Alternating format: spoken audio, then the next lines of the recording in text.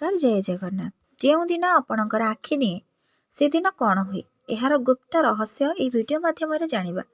यही संसार में किसी घटना एमती घटे जहाँ देखी आम कहू यह तो साधारण किंतु पुराण कही से साधारण घटना मध्य लुचि रही भगवान का संकेत। सत्य जुगर एक कथा शुणु। सत्य जुगर कथा से समय धर्म चारि जाए दंडायमान थिला। मनुष्यर मन पवित्र थिला एवं भगवान को कृपा सहजरे मिलुथिला। हिमालय उपदेश रे धर्मदेव नाम जड़े निष्काम भक्त रहुथिले। से केवल भगवान विष्णु को ऊपर भरोसा करुथिले। अद्भुत संकेत दिने तांको आखि डेइबा आरंभ होईगला। धर्मदेव पूजा करुथिबा बेले हठात तांको डाहाण आखि डेइबाकु लागिला। तांको मन अशांत हैला। से गुरुଙ୍କ पाखकु गले। गुरु कहिले हे वत्स जो दिन आखि डिए से दिन भगवान तुमको सचेतन करुछंदे। से रातिरे धर्मदेव एक अद्भुत स्वप्न देखिले। समुद्र मध्य शेषनाग उपरे भगवान विष्णु शयन करुछंदे। भगवान कहिले हे धर्मदेव दुख आसिले भय करिबु नाही।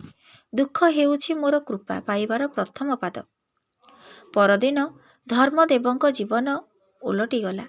संपत्ति नष्ट हैला। लोके अपमान कले। परिवार दूरेई गले।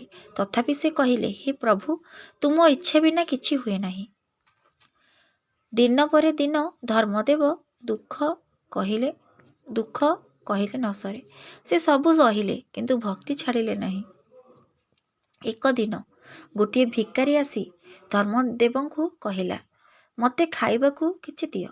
धर्मदेवଙ୍କ पाखरे किछि नथिला तथापि से निज भोजन देइथिले।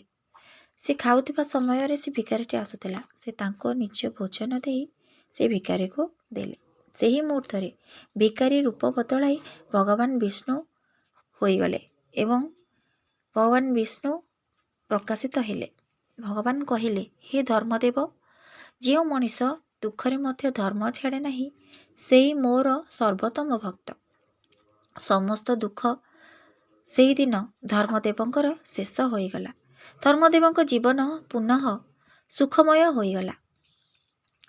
आखि डेइबा स्वप्न मन अशांत सबु भगवानकर संकेत। भगवान दुख दे भांगती नाही तुमको गढ़ती।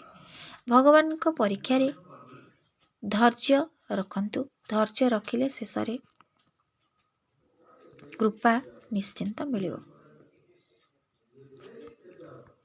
आपण माने ଯେଉଁ दिन आपणଙ୍କ जीवन हठात किछि असाधारण घटिबो भय करंतु नाही। सेदिन बुझंतु भगवान आपणଙ୍କ सह कथा हेउछंती। मैं आशा करुछि आपण माननकु ए भिडियोटी निहाती भल लागिथिबो। जदि भिडियोटी भल लागिछि तेबे लाइक शेयर सब्सक्राइब निश्चिंत करिवे। रहिली जय जगन्नाथ।